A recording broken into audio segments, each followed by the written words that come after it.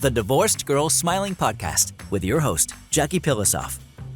No one should have to go through a divorce feeling alone and isolated. That's why I created the Divorced Girl Smiling Podcast. Every show is 30 minutes, and the guests are my Divorced Girl Smiling trusted professionals. They're so wonderful. Financial advisors, divorce attorneys, mediators, divorce coaches, therapists, and more. We talk about every subject that you can even think of having to do with divorce. The podcast is meant to empower you and inspire you and make you feel really, really confident so that you can have a good divorce outcome and a great post-divorce life. You can find the Divorced Girl Smiling Podcast pretty much anywhere podcasts can be found, and always at divorcedgirlsmiling.com. So grab a cup of coffee or a glass of wine and start smiling. Before we get started, I want to say something about addiction. If you're suffering from addiction or your spouse or another family member is, traditional recovery programs will tell you that you're powerless over the addict, that he or she must go into a program, and that they need to hit rock bottom before they decide to get help. Well, Amber Hollingsworth disagrees.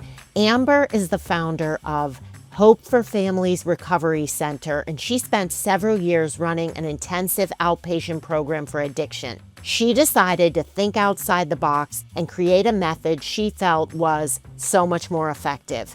Hope for Families Recovery Center offers a new kind of intervention method, private coaching, group coaching, and courses. Check it out. I really believe Amber is wonderful and has such a dedication for helping people and families of addiction. If you want to learn more, go to familyrecoveryacademy.online.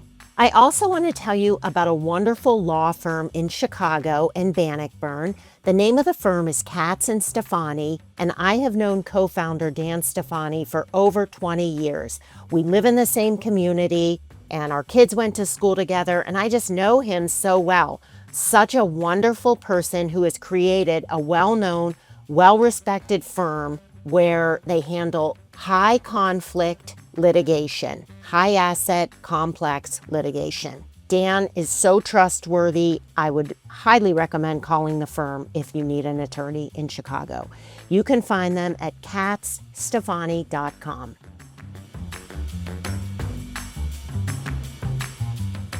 Nobody wants to be in an emotionally abusive relationship, right? Okay, that makes perfect sense. But there are so many people who are in one, either in a bad relationship after divorce or in a marriage that's abusive emotionally or an addictive relationship. And people don't really even realize that they're in it. So they sort of feel like it's normal and it becomes the norm to them. So what we're going to do today is talk about 5 signs that will tell you if you're in or are headed into an addictive or emotionally abusive relationship. This was my guest's idea. She wrote this fabulous article for Divorced Girl Smiling that got so much attention. And my guest is Debra Alper, who is a therapist, a divorce recovery and relationships therapist. Hi, Debra. Hi, Jackie. I'm so thrilled to be here with you today. Me too, Debra. And I want to tell my listeners that I have known you for many, many years. Yes. And I want to tell everybody that Debra has written several articles over the years for Divorced Girl Smiling. And, you know, I always knew you were a really good therapist based on the writing. Like I would read the articles and I would be like, wow, it was therapy for me. So really, that's how I knew you were such a good therapist. Well, thank you, Jackie. You've always been one of my big fans, and I really appreciate that. And I'm so thrilled to be here, part of your community. What you do is so valuable, and I love being able to be a part of this. So thank you for having me today. Well, I'm so glad you are. Tell me how long you've been a therapist. I've been practicing for over 25 years now, and early on, I did not want to be a general therapist.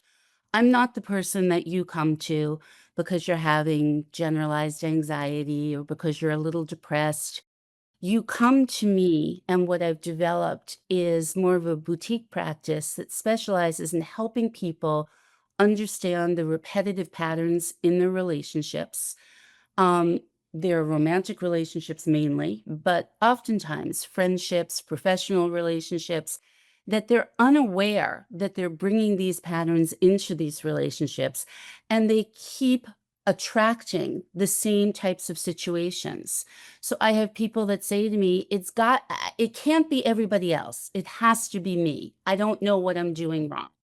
Or people who are stuck in relationships in which slowly but surely their self-esteem has ebbed away. I mean, I'm talking about fantastically successful, beautiful, accomplished women who come to me like as a shell of themselves, and they're like, I don't know what I'm doing wrong, but my marriage is failing, and I keep trying harder and harder to make it work, and nothing is working, and it must be me.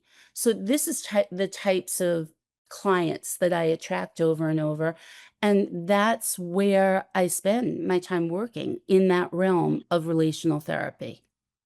Okay. So you wrote this article a couple weeks ago for Divorced Girl Smiling called Five Signs You're In or Are Heading into an Addictive or Emotionally Abusive Relationship. And Deborah, like it got so many hits. So obviously, people are reading this going, is this me? Let's see. Are these signs me? And that's what we're going to answer today. Wonderful. Very important because the first step, I would think, in getting help is recognizing and admitting, wow, I'm in a really harmful relationship. Something needs to change. Yes. Either need to work on this with my spouse or I need to get out. Absolutely, and it's not Okay. only in an existing relationship, Jackie, it's also for women post-divorce, or men, both, but more women that I find this with. Um, Women post-divorce who have not done their work, and so who are unconsciously repeating the same patterns and attracting these types of addictive, emotionally abusive relationships that they just got out of. It looks like the wolf in sheep's clothing. They don't, it looks different, but all of a sudden they find themselves in the same thing again. And how can this have happened to me? So that's why I wrote this article, because I really think it's important both for people to recognize in an established relationship, but also when you're in the dating world, these five signs. I mean, and there's a lot more, but this was obviously, just a brief article on the subject of what to look for. How do we know when things are not going the way they should? Okay, so let's get to it. The first sign that you are in or headed into an addictive or emotionally abusive relationship is instant connection. And Yeah. when I read this, I was like, well, isn't instant connection a good thing? But you're saying it could be a red flag. Absolutely. So there's a difference between meeting someone and feeling comfortable, feeling like, wow, this person is doing active listening, is curious about me, I'm curious about them. We seem to share a similar sense of humor. That's wonderful. Okay. That's the green light to go forward. It's that feeling, though, when you meet someone in terms of you don't want the date to end. It feels like you've known this person forever. You might even say to each other, I can't believe this. I can't believe we just met. This feels like we've known each other forever. That line right there is your stop sign. That's your red light that you have to take a step back, because what's happening there is we all have, I call it the dinosaur brain. It's the part of our brain that remembers all the old stuff, what's familiar, what feels comfortable for us because it is familiar.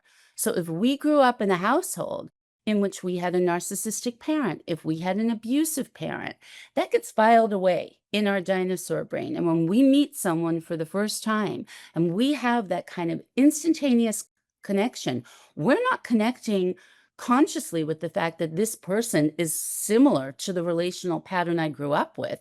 We're instead connecting to something, it just feels so right. Well, it feels so right because it's so familiar. So that's our stop sign when you have that instant connection. Wow, so interesting. Mm. Okay, next one is the butterflies feeling when you say, "Oh, I get butterflies in my stomach." Why Oh, is that a bad thing? right. So anytime that we have physiological changes going on in our body when we're meeting somebody or we're in the early stages of dating, what that is, it's not us falling in love. When you can't sleep, when you can't eat, when every time you talk to them, you get that fluttery feeling. That's our nervous system deregulating. We don't see that because we have been taught through pop culture, through movies, through music. What is love? Love is that feeling, that heady feeling of, nothing is more important. All I can do is think about this person. When you are obsessively thinking about another person, it's not a sign that you're in love. It's a sign that you are anxiously deregulated. And that's something, again, to take a step back from. What we want in a relationship is that feeling of a slow burn. Slow and easy wins the race. It's not, you should not feel that a person that you've known for a month, that you've known for 2 months, that you've known for 2 years is making you so anxious on some level that you can't eat, you can't sleep, and you've got butterflies in your stomach. That's not excitement. That is fear that something is going wrong here. And that has to do with attachment issues, which is a subject that's well beyond the scope of our time here today. You're listening to the Divorced Girl Smiling podcast. My name is Jackie Pilosoff, and I'm your host. Today, I'm here with Debra Alper, who is a divorce recovery and relationship therapist in Chicago and the burbs. We're talking 5 signs that you're in or are headed into an addictive or emotionally abusive relationship. We are going to take a short break, and when we come back, we have 3 more signs. But I have a question for you, Deborah, that I know everybody listening wants to ask you, and I'm going to ask it to you right after the break. We'll be Great. right back. My entire life, I've heard these words from my family. You are so sensitive. And what's so interesting is I always took it to mean that I needed to work on myself to change and not be so sensitive. Then I met Sue Bruckner. Sue started explaining to me that there are certain people who have a brain sensitivity and they can't help being the way they are, and that it wasn't a bad thing. I couldn't believe it. There was nothing wrong with me. It's just the way my brain processes things. Sue, who went through a divorce, is a relationship coach for sensitive women. She's a sensitive woman herself, and Sue offers a support membership group for highly sensitive women. It's called Rising Circle. If you want to learn more, it's a wonderful group where you are going to get to talk to other women in your situation. It's a safe space. You get Q&A sessions and all kinds of other benefits to help you feel supported. If you want to learn more, go to withintentioncoaching.com. I also want to tell you about a wonderful divorce mediator named Eric Feig. Eric is a mediator, certified co-parenting specialist, and a disability-informed professional. He's been doing this for several years. He's a veteran attorney who has a passion and dedication to helping people who are going through divorce with everything from financial issues to co-parenting issues and assets and anything you need in divorce. If you want to learn more, you can find Eric at feigmediationgroup.com. And you can find both Eric and Sue in the Trusted Professional section of Divorced Girl Smiling. Welcome back to the Divorced Girl Smiling podcast. My name is Jackie Pilosoff, and I'm your host. Are you in or headed into an addictive or emotionally abusive relationship? That's what we're talking about today. We're offering 5 signs to help you figure that out. My guest is therapist and divorce recovery and relationship therapist, Debra Alper. And Debra's been practicing for 25 years. If you want to learn more, her site is lifetransitionschicago.com. Okay, here's my question for you, Debra. And Yeah. I know everybody listening is thinking the same thing. How do you know if the butterflies and the instant connection is a healthy one or if you are having these red flags in your mind and you know subconsciously that it's dysfunctional? Because I've been in love several times, a million times with bad people, and then one time with my now spouse.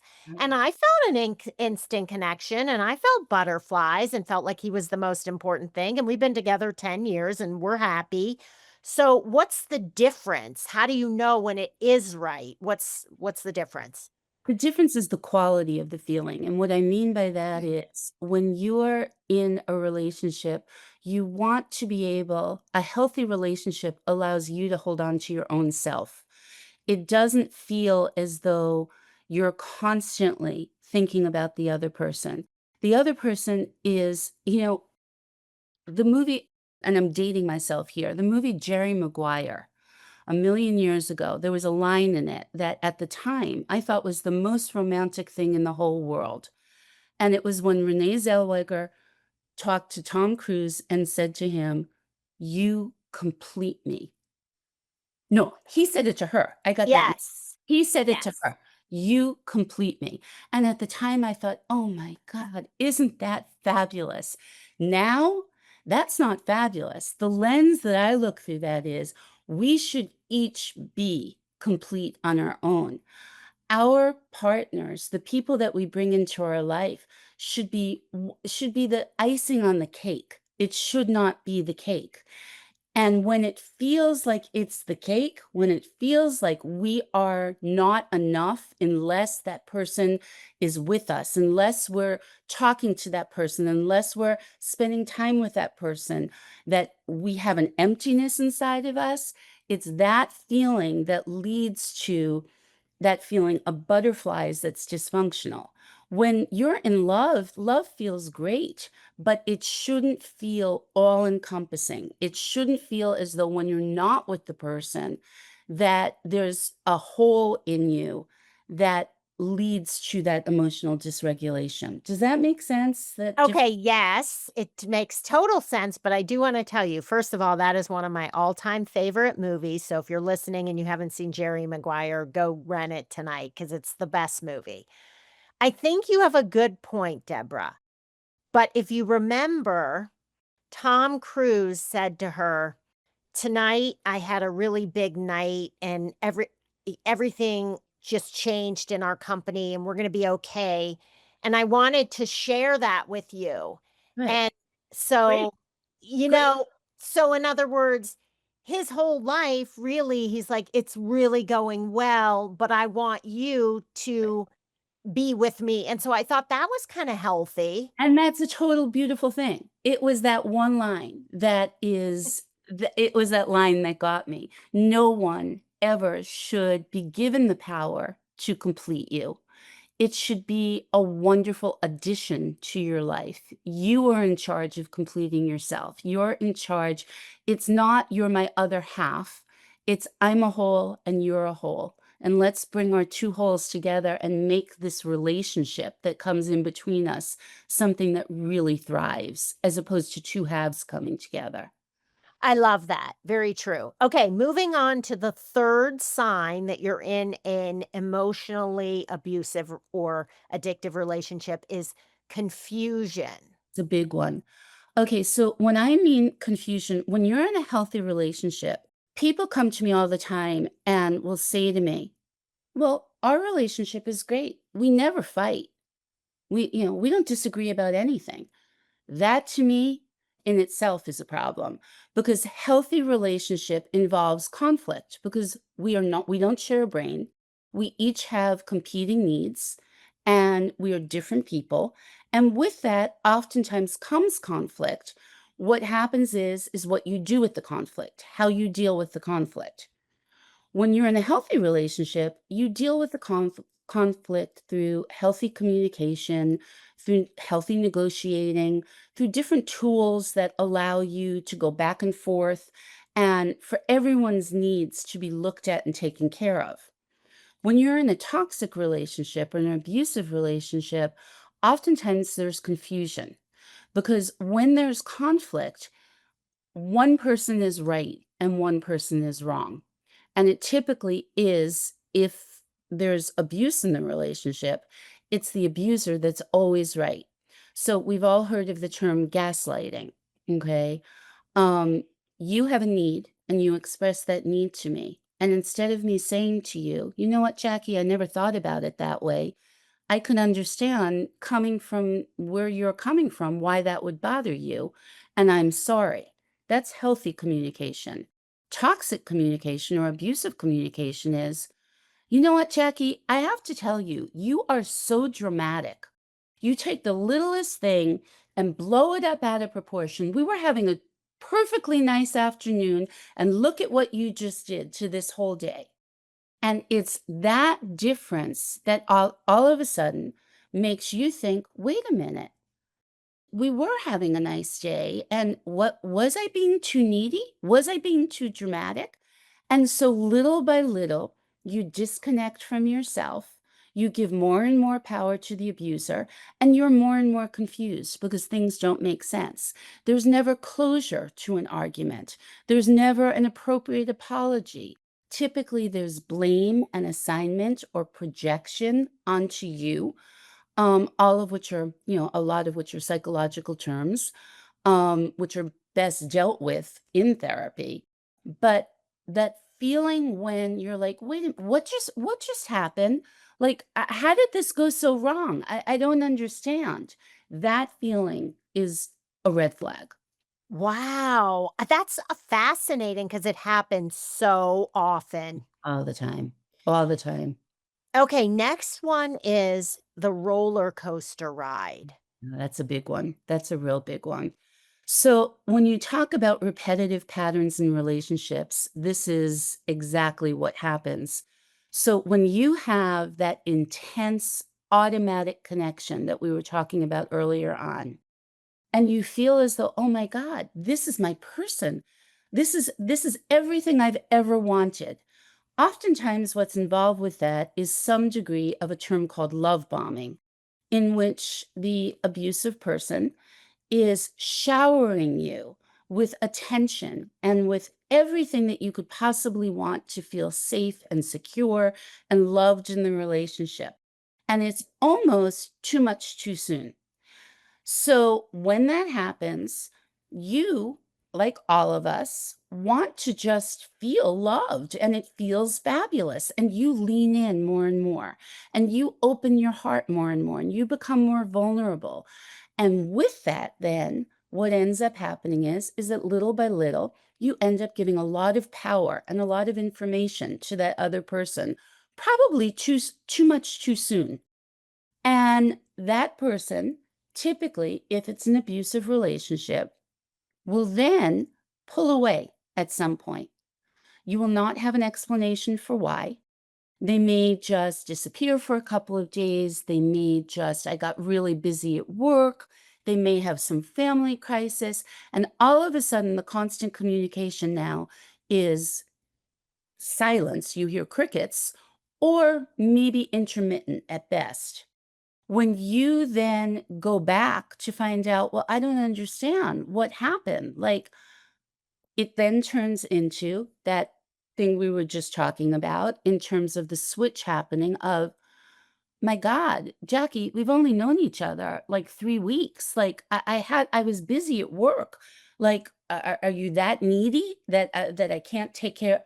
So So then now it's your now problem. it's They've your fault pushed that problem onto you. onto you, although it was very deliberately done, although you're not aware of this. Mhm. And so you take the blame for it, and then you wait and you're hoping and you're obsessively checking their social media and you're constantly looking at your phone. Did they text? You give it enough time, and the abuser comes back again. And this time, the love bombing will last a shorter amount of time than it takes Yes. time until it becomes less and less, and the cycle is played out. And you're a part of the cycle because you keep trying to recreate those perfect few weeks when everything was exactly the way you've always wanted it. And it never really was real to begin with. So that you keep jumping back on the roller coaster, hoping that this time the ride's going to end differently. And the truth is, the ride will never end differently. Now This that okay, relationship. now that also happens with cheating. So, like, you'll Absolutely. say, like, I have a really weird feeling that Yep. so and so might be cheating on me. Yep. And then, like, you might confront your husband or your boyfriend, and then they might say, You're "Are you crazy. really that insecure? Come on. What's Exactly. wrong with you?" I Right. think that's worse than the cheating. Oh, They are absolutely. now making you feel like their cheating is your character flaw. Exactly. And then you end up with self-doubt. You're no longer able to trust your instincts and your intuition. And then you become a shell of a person, which is what I see all the time in these situations. And then the work is not only getting over the addictive and the emotionally abusive relationship, but rebuilding your sense of self, which you've lost because this person has taken it away from you. And if you don't get help and talk to Deborah, you're going to break up, get into another relationship that's the same thing, only it just looks different, but it's really the same kind of pattern. It really is crucial to work in a therapeutic environment to try and figure out what's going on, because as much as you want to focus on the abuser, there's a part of it that is your part, and unless you recognize what your part is, that's not to victim blame, but it's to own the fact that there's something about you that keeps wanting to repeat this cycle, and you have to understand where this is coming from in order to change the cycle. And the good news is 100% it changes when you make that connection through a therapeutic relationship. It's why I love my work, because my work has a beginning, a middle, and an end. My clients go on to have healthy, fulfilling relationships and breaking the cycle, which is just, and it's hard work. It is not easy, but it works every time. And I it, love it's, it. it's life changing, really I life love it. changing. Okay, last one. Last symptom or sign that you might be in an emotionally abusive relationship is walking on eggshells. Yeah. And what I mean by that is, when you're in a healthy relationship, again, as I was talking about before, you should be able to differentiate from each other. You should be able to have separate needs, competing needs sometimes, and to be able to kind of own them and ask for what you need and negotiate. When you're in an emotionally abusive relationship, you become so hyper vigilant to try and keep things calm that you're constantly trying to avoid anything that's going to trigger the person and take things into a spiral, which really is ironic because it's completely out of your control. It's going to spiral. You could be perfect and that relationship would still spiral because it's not about what you're doing, it's about the abuser. So it's super important when you find yourself avoiding hard topics, not asking for what it is that you need, not telling somebody when your feelings are hurt because you're afraid that it's going to get blown out of proportion or that you're not going to be heard. Those are not signs that things are going well. The fact that you're not having the blow ups, you're avoiding the blow ups, but you're avoiding them at what cost? You're avoiding them at the cost of your own needs and your own self satisfaction, trying to be everything for someone else and not be yourself. So major, major red flag there.